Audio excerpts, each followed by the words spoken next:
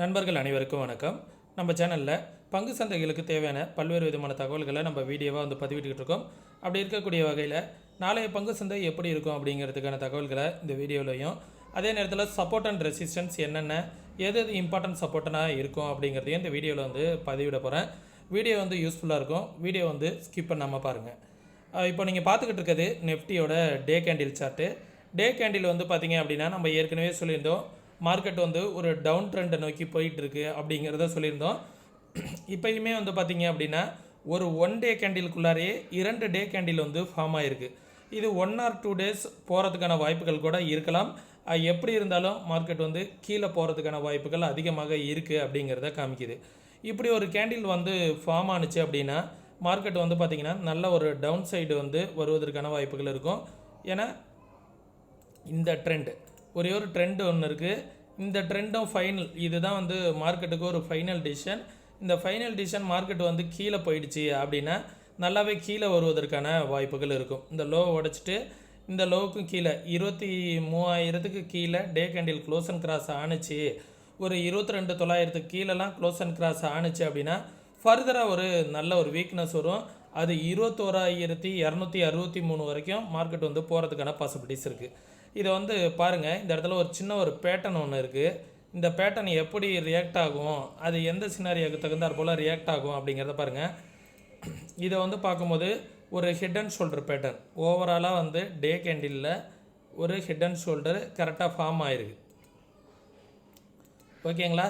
இந்த head and shoulder pattern கீழே break out ஆணுச்சு அப்படின்னா கீழே போகும். இங்கேருந்து மேலே போணுச்சு அப்படின்னா இந்த ரேஞ்சிலேயே டவுன் ட்ரெண்டில் வருவதற்கான வாய்ப்புகள் இருக்குது. எவ்வளோ வேணாலும் மேலே போகட்டும், ஆனால் அடுத்தடுத்து இந்த பேட்டர்னை வச்சுக்கிட்டு கீழே வருவதற்கான வாய்ப்புகளும் இருக்கும். இது இப்போதைக்கு கரண்டாக இருக்கக்கூடிய ட்ரெண்டு. இந்த ட்ரெண்டு பேஸ் பண்ணி மார்க்கெட் மூவ் ஆகிறதுக்கான வாய்ப்புகள் இருக்குது.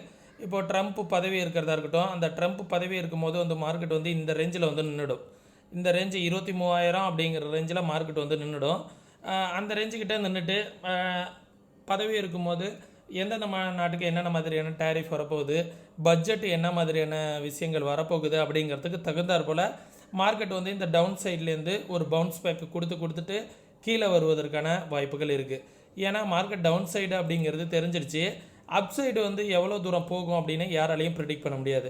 அப்போ என்ன ஆகும் அப்படின்னா இந்த ரேஞ்சிலேயே மார்க்கெட் என்ன ஆகலாம், இப்படி ஒரு குறிப்பிட்ட நியூஸுக்கு மேலே போயிட்டு திருப்பி கீழே வரலாம், திருப்பி குறிப்பிட்ட நியூஸ்க்கு போயிட்டு கீழே வரதுக்கான வாய்ப்புகள் இருக்குது. இப்படி இருக்கலாம் அப்படிங்கிறது தான் ஒரு சின்ன ஒரு ப்ரிடிக்ஷன். இந்த இடத்த மார்க்கெட் 23,000 கீழே டவுன் சைடு க்ளோஸ் ஆகுது. 22,900 கீழே இந்த லெவலுக்கு கீழெல்லாம் ஒரு டே கேண்டிலும் வீக்லி கேண்டிலும் க்ளோஸ் ஆகுது.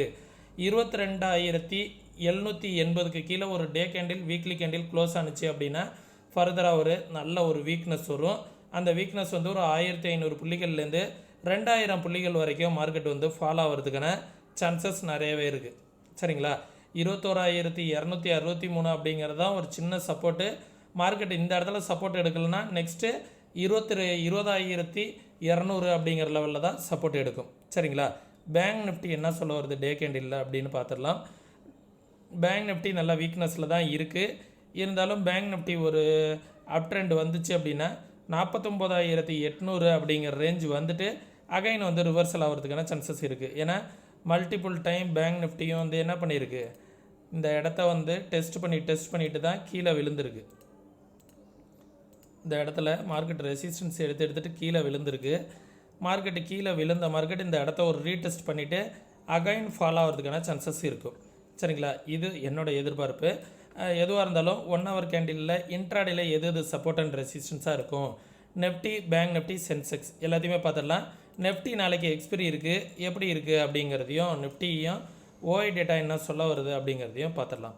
இது இந்த இடத்துல எல்லோ ஜோனு, இந்த ஜோனை மார்க்கெட் பிரேக் அவுட் ஆகிடுச்சு அப்படின்னா கீழே நல்லாவே போகிறதுக்கான வாய்ப்புகள் இருக்குது. இமீடியட் ரெசிஸ்டன்ஸ் 23,272, அதற்கு மேலே போணுச்சு அப்படின்னா 23,340, அதற்கு மேலே போணுச்சு அப்படின்னா 23,600. இதெல்லாம் மார்க்கெட்டுக்கான ரெசிஸ்டன்ஸ். சப்போர்ட் 23,100 அப்படிங்கிற லெவல் ஒரு சப்போர்ட்டாக இருக்கும். ஒன்ஸ் அந்த லெவலுக்கு கீழே போச்சு அப்படின்னா 22,794. ஓஐ டேட்டா என்ன சொல்ல வருது நெஃப்டியை பொறுத்த வரைக்கும் அப்படின்னு பார்த்தோன்னா, நாளைய தினம் எக்ஸ்பிரி அப்படிங்கிறதுனால ஓஐ டேட்டா 23,200 ஸ்ட்ராங்காக பில்ட் ஆகிருக்கு. ஒன்ஸ் 23,200 பிரேக் அவுட் ஆகிடுச்சு அப்படின்னா 23,000 வரைக்கும் போகும். 23,000 பிரேக் அவுட் ஆகிடுச்சுன்னா ஒரு பெரிய சப்போர்ட்டே கிடையாது எங்கேயுமே. மார்க்கெட் வந்து நல்லா ஃபாலோ ஆகிறதுக்கான சான்சஸ் இருக்குது. மார்க்கெட் 23,200க்கு மேலே போணுச்சுன்னா 23,300 அப்படிங்கிறது ஸ்ட்ராங் ரெசிஸ்டன்ஸாக இருக்குது. எவ்ரி 100 பாயிண்ட் வந்து ஸ்ட்ராங் ரெசிஸ்டன்ஸாக இருக்குது. சப்போர்ட் வந்து சின்னதாக 23,000 அப்படிங்கிற லெவலில் இருக்குது. இதை வச்சு என்ன தெரிய வருது அப்படின்னா ஓவராலாக மார்க்கெட் வந்து ஃபாலோ ஆகிறதுக்கான சான்சஸ் தான் அதிகமாக இருக்குது. அது நாளைக்கே நடக்குமா அப்படின்னு கேட்டிங்கன்னா நாளைக்கே நடப்பதற்கான வாய்ப்புகள் குறைவு. ஏன்னா வந்து எக்ஸ்பிரி அப்படின்னு வந்துட்டாலே மார்க்கெட்டை வந்து சுற்று போட்டுவிடுவாங்க. சுற்று போட்டு அப்படியே என்ன பண்ணிவிடுவாங்கன்னா மார்க்கெட்டை நிற்கிற இடத்துலையே நிற்க வச்சுருவாங்க.